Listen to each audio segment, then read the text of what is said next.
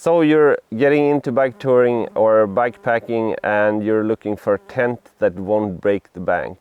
Well, this one behind me here might be the one for you. Hi there, I'm Bike Touring Mike and this is the Cloud Up 2. I've had this tent for 4 years now and I've probably spent about 100 nights in it so far and it's still going strong. So in this video I thought I'd go through all the things that I like about the tent, but there are also a couple of things that aren't as good that I'm gonna talk about.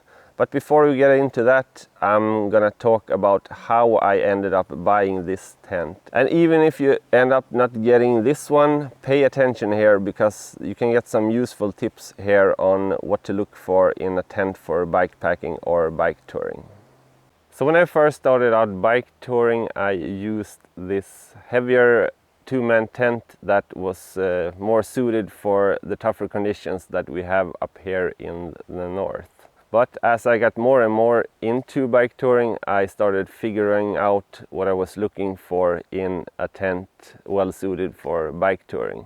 First of all, I wanted a lightweight tent that didn't take up that much space inside of my bags, so that I was able to use it on both my bike touring and bike packing adventures.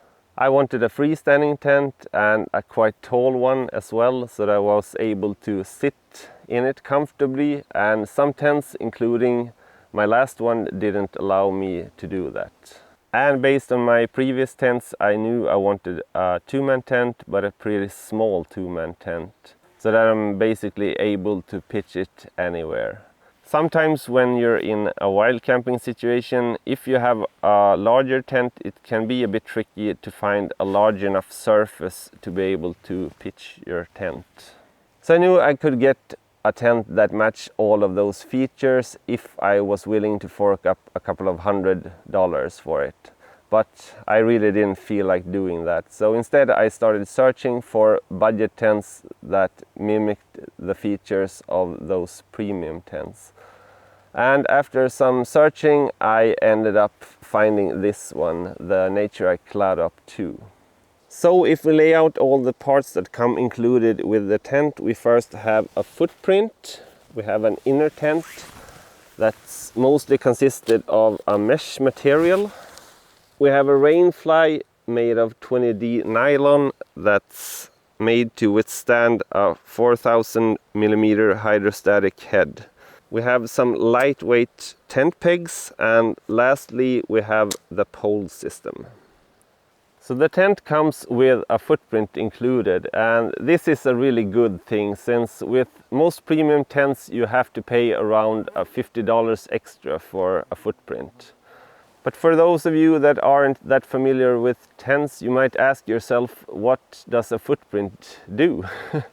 The thing about having a footprint is that it protects the underside of your tent from being scratched up by cones, twigs, and stones. And also, if you're camping in a moist area, the most of the wetness stays between the ground and the footprint, so the rest of your tent stays pretty dry. So instead of having to pack up a whole wet tent in the morning, you can just roll up your tent and then just take the footprint and hang it up in a nearby tree and let the wind do its job for a couple of minutes, and then everything is dried up. So when I'm cycling, I usually store these two separately. That way I'm able to compress the fabric part of the tent down to a much smaller size. And for those of you who are interested, the bag with the pole system measures in at 40 times 5 centimeters, and it fits rather well in most frame bags. So when I found a nice flat space, I put my footprint down on the ground. Then I take out the pole system and just fold out everything and attach the 4 ends of the pole system to the corresponding straps with holes on both the footprint and the inner tent. And after the pole system is raised, I can start to clip in the inner tent.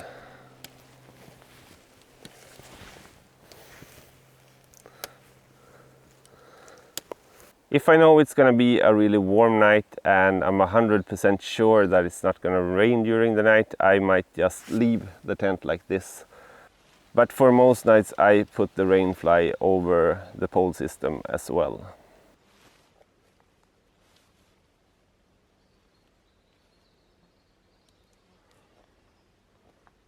So we talked earlier about this being a freestanding tent, and what's the benefit of having one of these freestanding tents, you might ask yourself. Well, this is one of those situations when having a freestanding tent really comes in handy. As you can see here, this sort of root slash moss thing over here is interfering with where I want to put my tent. So instead of having just pitch it all over again, I can just lift it up and move it to a better location. And the last part of the whole pitching process is that I'm just going to use these tent pegs to stake out the vestibule and also the sides as well, so I'm able to allow a nice airflow throughout the whole tent.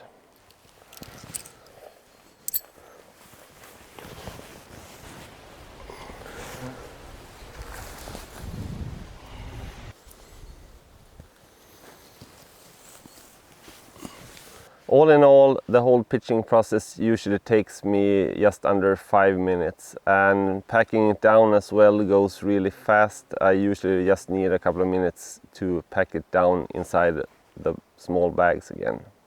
So the manufacturer of this tent states that the length of the tent is 210 centimeters, but you should always take these measures with a pinch of salt.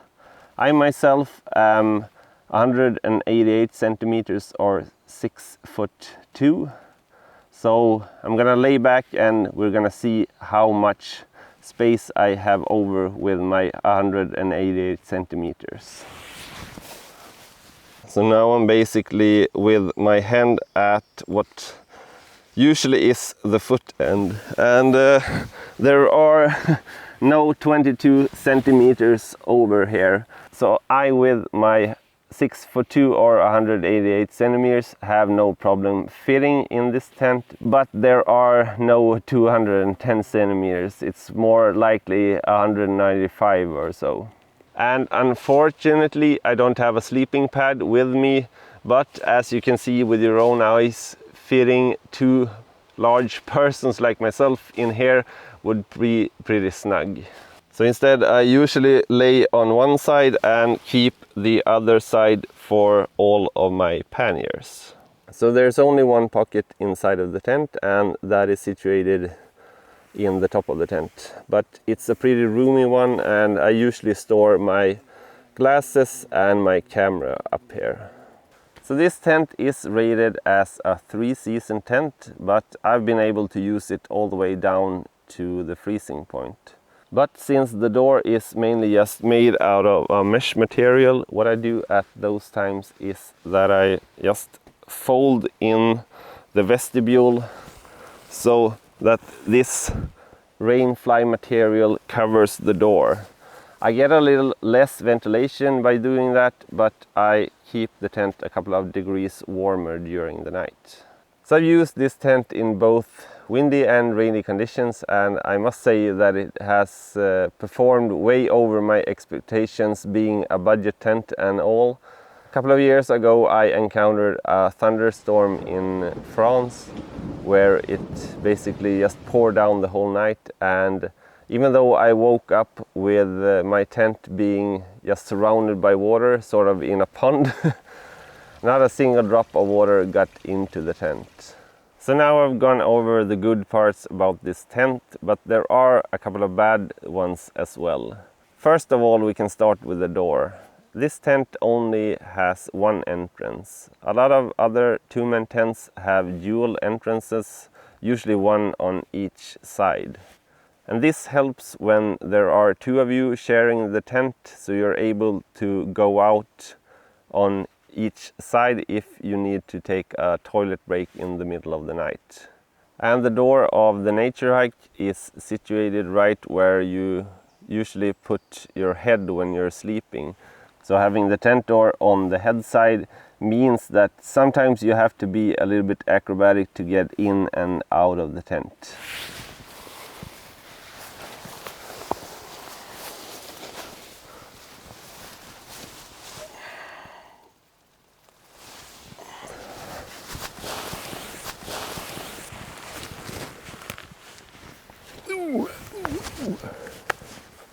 Now this isn't a deal breaker for me, but if it were up to me, I'd rather have the door on one of the sides instead of the head end of the tent. And while we're still speaking about the door, one of the things that they have skipped out on when producing this budget tent is to have a YKK zipper. Our YKK zipper is sort of the gold standard when it comes to zippers. This tent doesn't have one.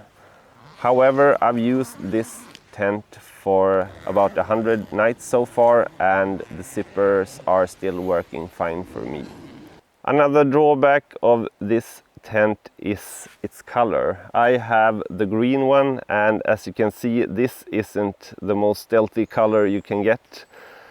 There is, however, a dark green one, and if you're planning on doing some wild camping, I suggest you check out that tent instead. However, there is a drawback with that tent as well, and that is that tent is made of a material called 210 polyester. And the polyester tents are usually more heavy than nylon tents, and it's also more prone to wear and tear as well. So overall, I'm super happy with the tent and can't recommend it enough. And if you want some more information about the tent, I'll leave a link in the description below here where you can find out more about the tent itself. And if you want to watch a video where I use this tent in action, you can do so by clicking the link up in the corner here. Otherwise, until next time, have a good one.